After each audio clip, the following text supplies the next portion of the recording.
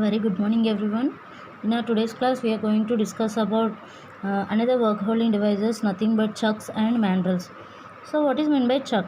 So, chuck is nothing but a work holding device, and which is used to hold the workpiece and as well as rotate the workpiece.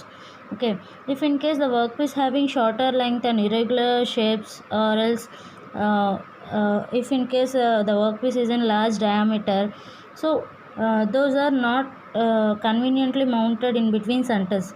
So in that case we are using chucks.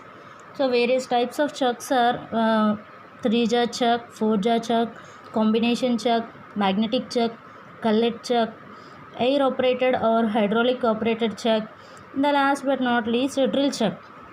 Okay, so these are the various types of chucks. Now move to our first type of chuck. So that is 3-jar chuck, and it is also called as universal chuck or self-centered chuck. So 3-jar chuck మనం ఏమనొచ్చు, universal chuck అనొచ్చు, self centered chuck అని కూడా అనొచ్చు.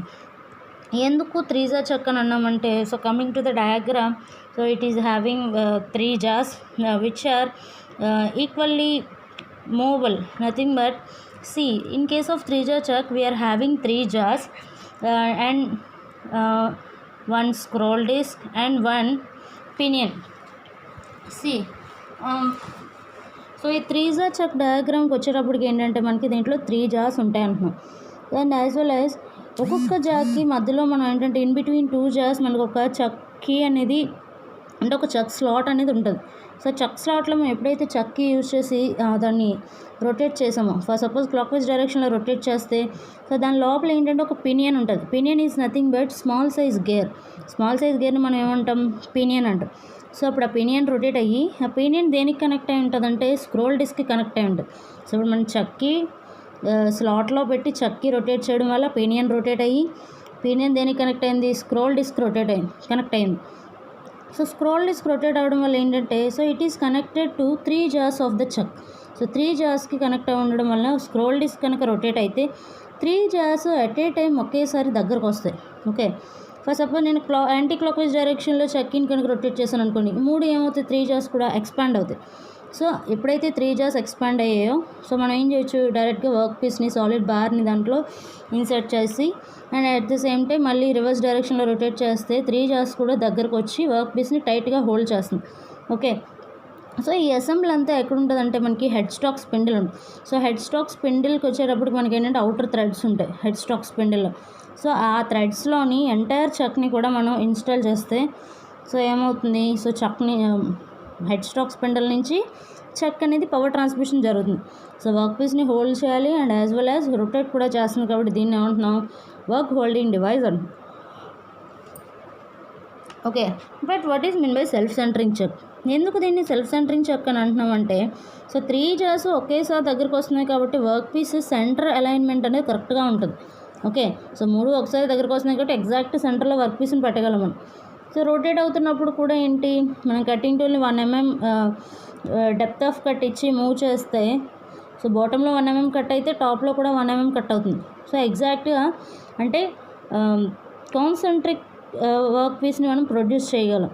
Okay, so దీన్ని ఏమనొచ్చు, universal చక్ అని కూడా అంటారు. సో మ్యాక్సిమం ఉన్న అన్ని చక్స్లో కూడా ఎక్కువగా యూజ్ చేసేదాన్ని ఏమంటారు అంటే 3-jar chuck అంటారు. సో దానివల్ల దీన్ని యూనివర్సల్ చక్ కూడా అంటారు. ఓకే, నా move to second type of chuck, nothing but 4-jar chuck. So 4-jar chuckని ఏంటంటారంటే it is also called as independent chuck. So ఏంటి 3-jar chuckకి 4-jar chuckకి డిఫరెన్స్ ఏంటంటే ఆ నేమ్లోనే ఉంది. సో 3-jar అన్నాం కాబట్టి మనకు అక్కడ 3 jars ఉన్నాయి. 4-jar chuck వచ్చేటప్పటికి ఏంటంటే 4 jars ఉంటాయి, but those are individually movable. So ఇప్పుడు మనం ఏం చేస్తాం, ఇక్కడ ఏంటంటే ఒక్కొక్క జార్ దగ్గర ఒక్కొక్క మనకి స్లాట్ ఉంటుంది. సో ఎప్పుడైతే స్లాట్ ఉందో చక్కి ప్లేస్ చేసే స్లాట్లో రొటేట్ చేస్తే, ఏ జార్ దగ్గర రొటేట్ చేస్తున్నామో అది మాత్రమే ఏంటి ఇన్ అండ్ అవుట్ మూమెంట్ చేస్తుంది, అంటే లోపలికి వెళ్ళడం బయటికి రావడం. లేదు మనం ఇంకో చక్ దగ్గర రొటేట్ చేస్తే ఆ జార్ మాత్రమే రొటేట్ అవుతుంది. సో అంటే చూడండి, 3-jar chuckలో ఏంటి, ఏ స్లాట్లో మనం ప్లేస్ చేసి చక్కిని రొటేట్ చేసినా 3 jars ఓపెన్ అవ్వడం క్లోజ్ అవ్వడం చేస్తుంది. బట్ 4-jar chuck వచ్చేటప్పుడు అలా కాదు, ఇండివిజువల్ మూమెంట్. ఒకదాన్ని మూవ్ చేస్తే ఒక జా మాత్రమే మూవ్ అవుతుంది. ఓకే, సో దీన్ని ఏమంటాం మనం, 4-jar ఇండిపెండెంట్ చక్ అంటాం. సో దీంట్లో కాన్సెంట్రిక్ సర్కిల్స్ అని ఉంటాయి మనకి. సో కాన్సెంట్రిక్ సర్కిల్స్ వలన అడ్వాంటేజ్ ఏంటి అంటే, సో ఇప్పుడు మనం ఒక వర్క్ పీస్ని ప్లేస్ చేయాలన్నప్పుడు సో ఒక్కొక్క సర్కిల్స్ని బేస్ చేసుకొని మనం జాని మూవ్ చేస్తాం. ఫర్ సపోజ్ ఒక జాని మనం ఒక సర్కిల్ దగ్గర వరకు మూవ్ చేస్తే ఇంకో జాని కూడా అక్కడ వరకు మూవ్ చేయొచ్చు అని జస్ట్ ఫర్ ఐడెంటిఫికేషన్ పర్పస్ మనకి ఏంటంటే దానిపైన కాన్సెంట్రిక్ సర్కిల్స్ అనేవి డ్రా చేసి ఉంటాయి 4J చెక్ పైన. నా 3J చెక్ అనేది ఎలాంటి వర్క్ పీసెస్ని హోల్డ్ చేస్తుందంటే it is used for round jobs అంటే సర్క్యులర్ జాబ్స్ కానీ లేదా హెక్సాగనల్ జాబ్స్ కానీ అలా రెగ్యులర్ షేప్ ఉన్న వాటిని మాత్రమే హోల్డ్ చేయొచ్చు. లేదు ఇప్పుడు నేను స్క్వేర్ వర్క్ పీస్ని లేదా రెక్టాంగులర్ వర్క్ పీస్ని ప్లేస్ చేయాలనుకుంటున్నాను. సో అలాంటప్పుడు ఏంటంటే it is available in 4J chuck only.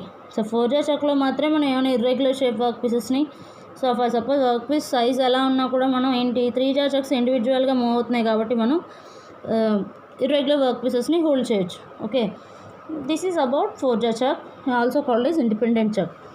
నా మూవ్ టు కాంబినేషన్ చెక్.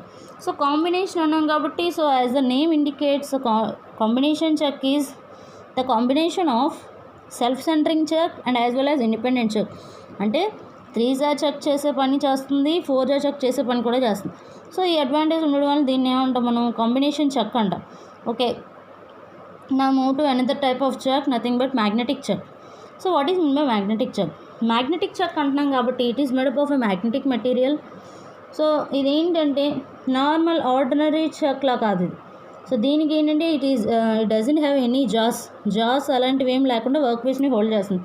ఎలా హోల్డ్ చేస్తుందంటే it is only used for ferrous materials only.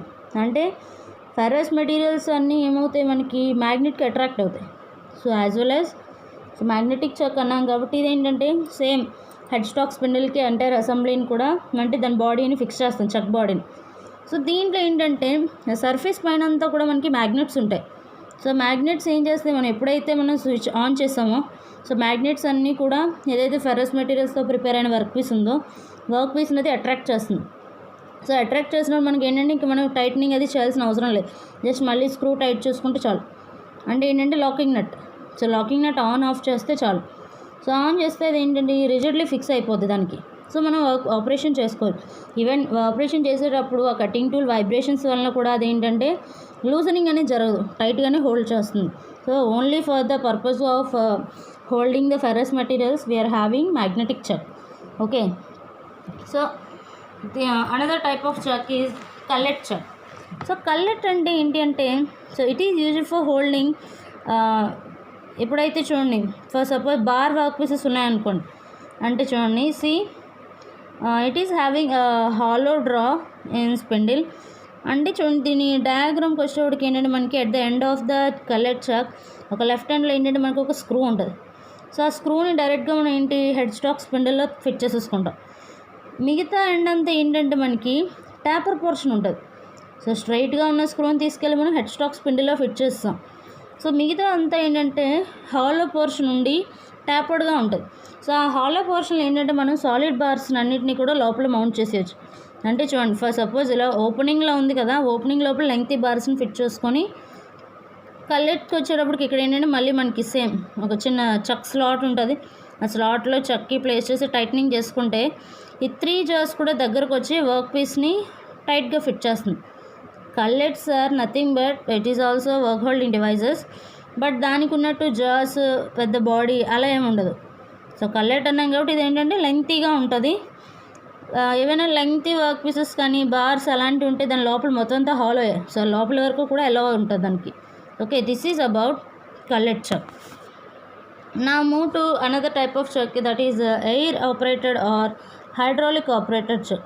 So ఎందుకు air operated or hydraulic operated అంటున్నాం అంటే ఫర్ సపోజ్ మనం మాస్ ప్రొడక్షన్ వర్క్ చేయాలి అంటే ఎక్కువ నెంబర్ ఆఫ్ వర్క్ పీసెస్ని ప్రొడ్యూస్ చేయాలన్నప్పుడు ఎఫెక్టివ్ గ్రిప్పింగ్ అనేది ఉండాలి మనకి. ఓకే, సో అంటే హోల్డింగ్ అనేది చాలా టైట్గా ఫిట్ ఉండాలి. సో ఆ కేసులో ఏంటంటే మనకి కంప్రెస్డ్ ఎయిర్ కానీ లేదా కంప్రెస్డ్ ఆయిల్ కానీ తీసుకొని సో జాస్ ఎలా అంటే జాస్ ఓపెన్ క్లోజ్ ఎలా జరుగుతాయి by the supplying of air or oil pressure. Oil pressure వలన కానీ ఎయిర్ ప్రెషర్ వలన కానీ ఆ చక్కుకున్న జాస్ ఏంటి ఓపెన్ క్లోజ్ అవుతాయి. మాన్యువల్గా మనం టైట్ చేస్తే దానికి ఆ టైటనింగ్ అనేది సరిపోదు, ఎఫెక్టివ్ గ్రిప్పింగ్ ఉండదు. సో వర్క్ చేస్తున్నప్పుడు ఆ వైబ్రేషన్స్ వల్ల ఏంటి మనం టైట్ చేసింది అదేంటి లూజ్ అయిపోయి వర్క్ పీస్ కింద పడిపోవచ్చు. సో అలాంటివి ప్రాబ్లమ్స్ ఏమీ అరైజ్ అవ్వకుండా ఉండాలి అంటే మనం ఏం చేయాలి, ఎఫెక్టివ్ గ్రిప్పింగ్ అనేది ప్రొవైడ్ చేయాలి. సో దానికోసం మాత్రమే అయితే pressurised air or pressurised oil కానీ తీసుకొని, సో అయితే మనం హ్యాండ్గా ఆపరేట్ చేయొచ్చు లేదా ఆటోమేటికలీ ఆపరేట్ చేయొచ్చు. Okay, so this is about air operated chuck or hydraulic operated chuck. Okay, నా move to the last chuck, nothing but drill chuck. So drill chuck అంటే ఏంటి? So drill chuck is used for holding shanks of drill bits or reamers or taps. Chuck అన్నాం కాబట్టి మనం జనరల్గా ఏంటి, work పీసెస్ని మాత్రమే హోల్డ్ చేసే వాటిని చక్స్ అని అన్నాం. బట్ ఇందులో వన్ టైప్ ఆఫ్ చక్ ఉంది. So it is used for tool holding device. So అంటే ఇప్పటివరకు మనం చెప్పుకునే లేత్ యాక్సెసరీస్లో వర్క్ హోల్డింగ్ వేరు, టూల్ హోల్డింగ్ వేరు అన్న. టూల్ హోల్డింగ్ డివైస్లో మనం ఏం చెప్పుకున్నాం, only tool posts, those are used upon the carriage. Tool posts అన్నీ కూడా మనం ఏంటి, క్యారేజ్ మీద ఉన్నవే చెప్పుకున్నాం. Nothing but single tool post, pillar type tool post, turret tool post, ఇవన్నీ ఏంటి క్యారేజ్ మీద ఉండేవి. బట్ మీకు ఆల్రెడీ చెప్పుకున్నాం, ఇక్కడ టెయిల్ స్టాక్లో డ్రిల్ బిట్స్ని మౌంట్ చేయాలి అంటే అక్కడ కూడా మనకు ఒక టూల్ హోల్డింగ్ డివైస్ కావాలి కదా. So in case of tail stock టూల్స్ని హోల్డ్ చేయడానికి ఏంటంటే ఒక టైప్ ఆఫ్ చక్ ఉంది. So that is nothing but drill chuck. So ఈ చక్ అన్నాం కాబట్టి వర్క్ హోల్డింగ్ డివైజెస్ మాత్రమే కాదు, only drill bits, reamer, taps, ఈ మూడింటికి పర్పస్ కోసం యూజ్ చేసే చక్నే ఉండండి డ్రిల్ చక్ అంట. Okay, so it is used for holding straight shank drill bits or reamers or taps. So దేనికి, for the purpose of drilling operation, reaming and tapping operation. Okay, so ఇప్పుడు ఈ చక్ని మనం it may be held in head stock or it may be held in tail stock. Tail stock స్పిండిల్లోనైనా పెట్టుకొని use చేయొచ్చు, head stock స్పిండిల్లోనైనా పెట్టుకొని కూడా యూజ్ చేయొచ్చు. ఓకే, సో దీనికి కూడా మనకి ఏంటంటే సెల్ఫ్ సెంటరింగ్ జాస్ ఉంటాయి. సో సిమిలర్ టు 3 జా చక్. సో చక్కి ప్లేస్ చేసి రొటేట్ చేస్తే మనకి 3 జాస్ అనేవి ఒకేసారి ఓపెన్ అవ్వడం, ఒకేసారి క్లోజ్ అవ్వడం జరుగుతుంది. సో అందువల్ల దీన్ని ఏమనొచ్చు, సెల్ఫ్ సెంటరింగ్ జాస్ అని కూడా అంటాం. Okay, so this is about chucks. Okay, ఉన్న అన్ని చక్స్ వర్క్ పీస్ని హోల్డ్ చేయడానికి. But one and only chuck, nothing but drill chuck, used for holding cutting tools, shanks, nothing but drill, reamer and taps.